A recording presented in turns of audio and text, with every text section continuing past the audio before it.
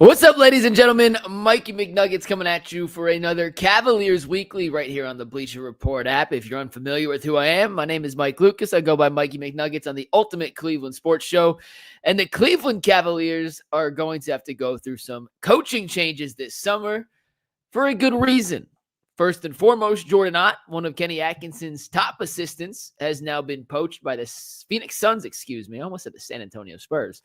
No, it is the Phoenix Suns, where he will now become a head coach in the NBA for the very first time. Johnnie Bryant, another one of Atkinson's top assistants, is being considered for the open, vacant New York Knicks head coaching job. Bryant came to Cleveland to join Atkinson's staff after previously being an assistant for Tom Tibido in New York. So that has been drawing some interest. But at a bare minimum, the Cavaliers have currently an open top assistant job on their main staff, an open G League head coaching job. The head coach of the Canton Charge last year has joined the Sacramento staff, and they could lose Johnnie Bryant as well. For anyone who's unfamiliar with some of the contributions of these guys, I'll give you the brief rundown on what Jordan Ott and Johnnie Bryant specifically did. Let's start with Jordan Ott, who came over to Cleveland. He had previously worked with Kenny Atkinson in Brooklyn. He was known as a player development guru. And the biggest thing you have to know about Jordan Ott is that he was the primary guy tasked last summer with helping Evan Mobley improve his offensive game. Kenny Atkinson came in and pitched to Kobe Altman when he got the job during the interview process that to unlock the full potential of this roster, to make the Cleveland Cavaliers a championship contender, to get this team past the level they had not been prior, it has to be on Evan Mobley. And Atkinson played a role in that, absolutely. But he also brought in his top dog. He brought in Jordan Ott, a guy who has a track record of player development successes across the league, to come in and lead that individual player development. And look what he did with Evan Mobley. Evan Mobley by far had his best season yet. Won Defensive Player of the Year. Made All-NBA second team, which is no light feat. If you make an All-NBA second team at any point in your career, that's an incredible accomplishment. Donovan Mitchell's been in the league much longer and also made second-team All-NBA for just the second time in his career. So now Evan is the second Cav to have that accolade on his resume. And we could all see the steps he made. Became a more aggressive driver, a more consistent three-point shooter, a more decisive passer. Is he at his final product yet? Has he reached that final evolution? No, by no means. But Jordan Ott deserves a ton of credit for helping Evan Mobley step out of his shell, become more demonstrative, and take that next step forward. That guy, that voice, is no longer in Evan's ear and is no longer on the Cavaliers bench. He's going to help Devin Booker, Bradley Beal, potentially Kevin Durant into their next era of Phoenix Suns basketball. Johnnie Bryant, on the other hand, the other assistant coach the Cavs may potentially lose. I don't think it's a guarantee. I wouldn't say he's the front runner for the Knicks job, but he's certainly in contention. I don't think it's a coincidence that a few hours after Shams reported that the two finalists for the Phoenix job were Ott and Bryant, that all of a sudden Tom Thibodeau got the can. I think that put a little extra pressure on because from all accounts and all reports, the upper management and the front office of the Knicks fancied Johnnie Bryant quite a bit. So that makes perfect sense. What does Bryant do? Well, Bryant was with Donovan Mitchell in Utah. Bryant was a key part of Donovan Mitchell's development in Utah. Just like Ott, Bryant has a deep, long, and storied track record of individual player development projects that have turned out very well on the NBA level. He was the guy that Kenny Atkinson said, if I didn't necessarily want to say something to Donovan, I knew Johnny could. And Johnny had a relationship with Donovan that was built over years and years of trust together in Utah.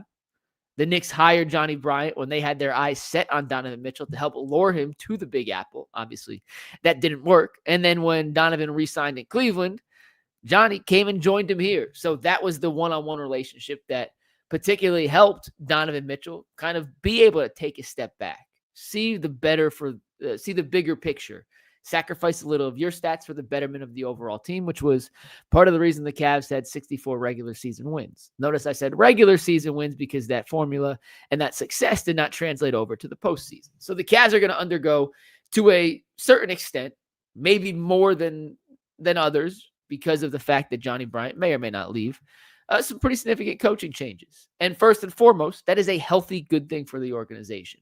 That means you're bringing in guys, bright young minds, looking for that next step, looking to further their journey up the coaching ranks. And you want those kind of guys in your organization. It obviously sucks to lose them. You'd rather keep them all around. But it's healthy for an organization to have guys in assistant roles and then graduate to bigger and better things. And if that opportunity was in Cleveland, I'm sure Dan Gilbert, Kobe Altman in the front office would have loved to give Jordan Ott that opportunity. But they have Kenny Atkinson, and he just won Coach of the Year. And even after the Tibido firing, I think it's kind of crazy to say Atkinson would be on the hot seat entering the season. It certainly could happen.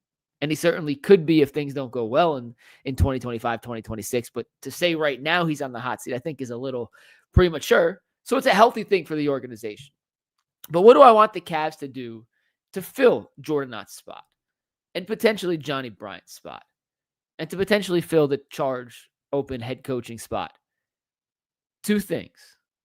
One, and first and foremost, I know Tom Thibodeau would never come here as an assistant. Let me just make that abundantly clear. Tom Thibodeau will not come to Cleveland as an assistant. He hasn't been an assistant since 2010 with the Celtics. In his years off from coaching as a head coach, he's gone and done TV where he makes way more money and works way less. I can't see him being an assistant coach at this age. He has no prior relationship, at least working-wise, with Kenny Atkinson. However, I want you to think of Tom Thibodeau as the archetype. The Cavaliers coaching staff, which I think was very well crafted, and it shows in the regular season success, put too much of a priority, in my opinion, or was built up of too many guys who were players' coaches. DeMar Carroll's a players' coach. Great relationship with the players. Jordan Ott was a players' coach. Great relationship with the players. Johnnie Bryant, players' coach. Great relationship with the players. Kenny Atkinson used to be more of a control freak, more of a dictator head coach, that style of my way or the highway. After spending time with Ty Lue and Steve Kerr, he talked about at length how he's changed his approach to dealing with some of these high caliber star players. He's more of a player's coach now.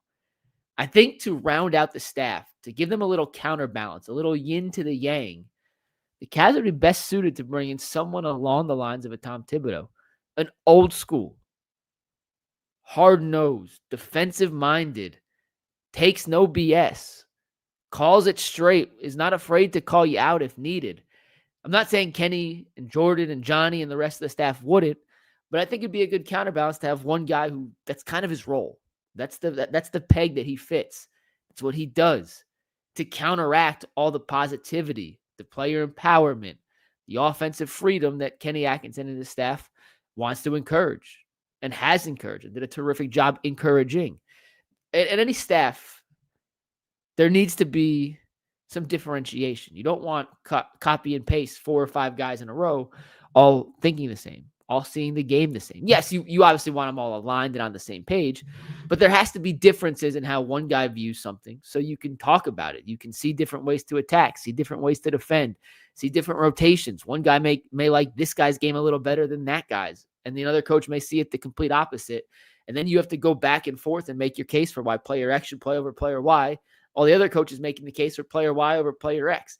That's what a healthy coaching room looks like. And that's what the Cavs had last season.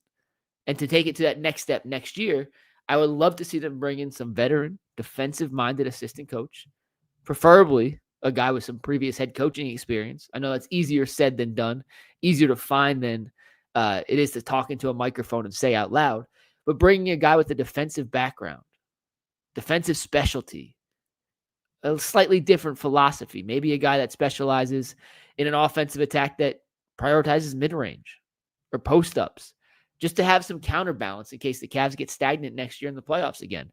And I don't have a name in mind, excuse me. There's so many assistant coaches. There's so many moving parts. You don't know who's going to be available. So much of coaching and coaching hires depends on who Kenny Atkinson knows and who he's worked with in the past and who his players like and who has coached Mobley or Donovan or Darius or Jarrett in prior stops and getting a guy in that fits with the players. Or maybe if they make a trade and break up the core 4, getting a guy in that has worked with that player.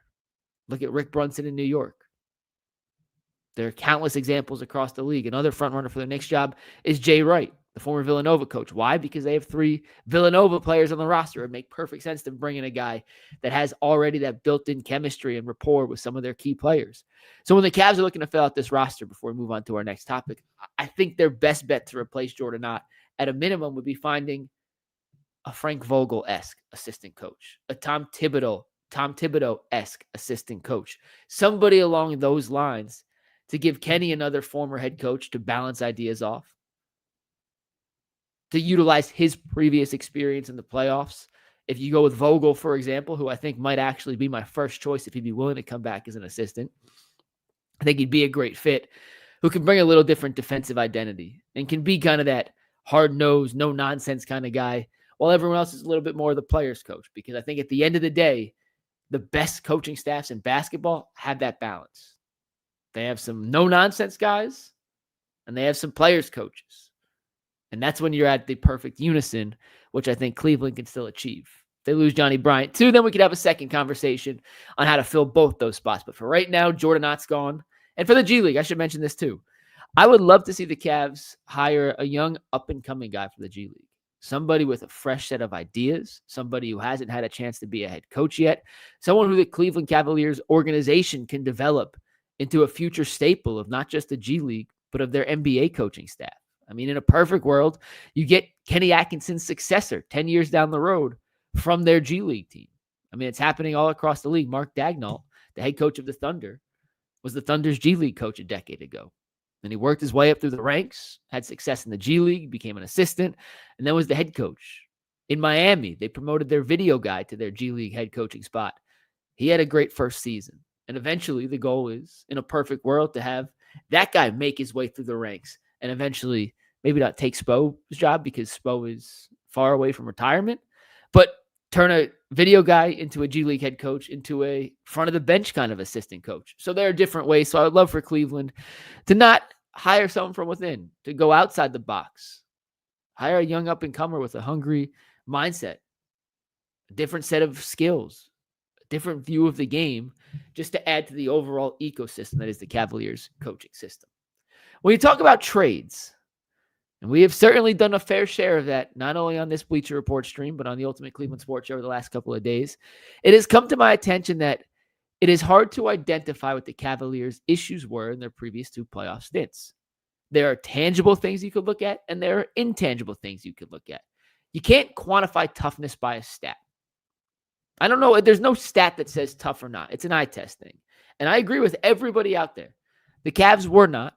The Cavs are not tough enough as currently constructed to win at the highest of levels. They weren't against New York 2 years ago.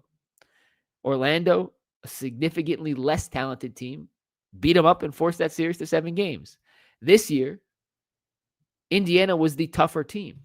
I don't think they lost to Indiana because Indiana was tougher. I think they lost to Indiana because they became the worst shooting team in the NBA and Indiana caught fire. But their lack of toughness certainly did not help. And I just juxtaposed the Indiana series against the Orlando series last year. Toughness doesn't necessarily equal wins. Orlando was the tougher team last year, and Cleveland still won. Indiana was the tougher team this year, and they beat Cleveland. The Houston Rockets, are a tougher team than the Golden State Warriors. Golden State won that first-round series. The Orlando Magic and the Detroit Pistons were tougher than their first-round opponents. Pistons were tougher than the Knicks. The Magic, frankly, are tougher than the Celtics. And both those two teams lost in the first round to the less tough team. So toughness does not necessarily equal wins, but it is something that can lead to winning. And it's something that can lead to losing if you're consistently getting out toughed. But the main issue with the Cavs in the postseason is they couldn't score. They have enough shot creators. They didn't have enough guys who could generate a good look against the physical Indiana defense that stopped helping and said, if you want to score, you got to beat us one-on-one. We are not helping off your drives. Donovan, if you want to get in the paint and take 15 layups, good luck making it over the outstretched arms of our longer defenders. Darius on a hobbled foot, if you want to try to go stop and start, whatever kind of motion you can create and get to the paint, do it. But we're not helping off to give you open threes. And with a hobbled Darius, and with an injured DeAndre Hunter, and with Evan Mobley and a sprained ankle, the Cavs simply weren't able to generate enough good looks. I've told you this stat before. I'll tell you for the final time. The Cavs shot 42% on open threes in the regular season. That was number 1 in the NBA. Against Indiana, that number dropped to 25.7% on open threes. That would have been dead last in the NBA by a wide margin. So they went from the best team at knocking down open threes in the regular season to the worst team in the NBA against Indiana. That's why they lost. So when you're looking at all these different kind of trade scenarios, whether it's for Darius, which we did 10 hypothetical trades for Darius on the show today, whether it's for Jared Allen, we're going to go through some Jared Allen trades tomorrow. The Cavs' issue was when push came to shove, they did not have enough shot creators. They did not have enough guys that you could say, you go get a bucket, beat your guy one-on-one. They're not helping. You're not going to get a kick out. You got to go get a good look. That was their issue. Indiana is 12-0 in this postseason when they make more than 40% of their threes, or 40% of their shots. 35% of their shots. They're 9-0 and they make 40% of their shots. When they make shots, they win. Cleveland wasn't making shots. Indiana was forcing them to go one-on-one, and their guys couldn't get past Indiana's defenders. So when you're looking at all these trade scenarios, whether it's Darius for Jalen Suggs and picks, whether it's Darius for Jaden McDaniels and picks, whether it's Darius for anyone else, the question you have to ask yourself is that trade solving the actual issue with Cleveland? Does that trade make us better to go up against a team like Indiana in a 7-game series, which may decide we're not helping anymore, which takes you out of what Cleveland did so well in the regular season, which was drive, force rotations, and kick? Do we have guys that can create shots, can get good looks, can force the defense to make decisions, and help us score more points than we have been able to in the playoffs? And I don't think Jalen Suggs does that. I don't think Jaden McDaniels does that. It's not that I'm not willing to trade a Darius Garland or a Jared Allen. I'm open for the right deal, guys. I'm all open. But I'm yet to see a deal specifically for Darius. Jared trades, there are a couple out there that I like, and we'll do that tomorrow on the Ultimate Cleveland Sports Show and next week here on the Bleacher Report app. There are some Jared Allen trades that I do think make sense. But in terms of the Darius Garland deals, I'm not saying I wouldn't trade Darius. I just don't know if trading Darius for a lesser offensive version of a point guard who creates offense at a lower clip and a less efficient rate than Darius actually solves the Cavs' biggest issue. Their offense in the playoffs has taken a gigantic step back each of the last 3 seasons. If you give me a second to pull up the numbers because my phone went dark, they have been very good in the regular season the last couple of years at creating the offense that you want to create. They have been very bad in the playoffs at executing on that offense. And here's the numbers right here. For example, this season, their offensive rating, regular season, was number 1 in basketball. In the playoffs, that would have been 22nd. Last year, they had the 18th best offensive rating in the NBA. In the playoffs, it dropped to 25th. In 22-23, when they lost to the Knicks, the first year of Donovan Mitchell, they had the 7th best offensive rating in basketball. In the playoffs against the Knicks, it would have dropped to dead last, 30th in the NBA. The defense has been fine. They've been out toughed. I don't deny any of that. But the reason they've lost in the playoffs is they haven't been able to generate good looks. They haven't had enough guys make shots, and they haven't had enough guys healthy enough to create. So if you're going to trade Darius Garland, you have to get somebody back who can make up for some of that lack of creation. And as much as I like Jaden Daniels, he's not a creator. As much as I like Jalen Suggs, he's not the same level of creator as Donovan. So it fixes one issue and creates another issue. And the issue it's creating, I think, is a bigger issue than the initial issue you have, which is, can they defend? Yeah, defense isn't great, but you need to be able to score in the playoffs. And Cleveland, for the last 3 years, simply hasn't. Last thing I want to mention, because the NBA Finals do tip off tonight, it is Indy versus OKC. I got OKC in 5. However, is Indiana that good? Did we just completely overlook this Pacers team throughout the regular season? Did we just look at this Pacers team and say, they play a funky style, they're chaotic? Or is this Indiana team really that good? And I think the answer is a little bit of both. And then I'll get to closing this with what I think Cleveland can take from Indiana. To Indiana's credit, I'm going to give you the good and the bad of this playoff run. The good for Indiana, they beat a Milwaukee team that had Giannis, a top 2, top 3 player in the entire world. Beat him pretty handily. They beat a Cleveland team that won 64 regular season games. And then they beat New York, despite New York having home court advantage. Throughout the playoffs thus far, they've taken out 5 All-NBA guys. Donovan, Evan, Brunson, Cat, and Giannis. Impressive run. On the flip side, the Milwaukee team wasn't very good all year. Cavs team was banged up and went through their worst shooting slump, maybe in the history of the playoffs. Definitely one of the worst shooting slumps a playoff team has ever seen. And then they ran into a Knicks team that was banged up, battered, not necessarily coached to the highest capacity, and eventually wore down. It's not a knock against Indiana. It's the playoff path that they had in front of them. And they played better than the 3 teams that they got faced up against. And they deserve to be in the NBA Finals. But at the same time, you could, if you're taking your objectivity into equation here, say they played well and they deserve to be here, but they also had a bit of an easier path than some people are making it seem. So with that, what can Cleveland take away from Indiana? There's one thing that's pretty clear. One thing that is the most obvious thing they can take away, and that is in the playoffs, you have to have a counter.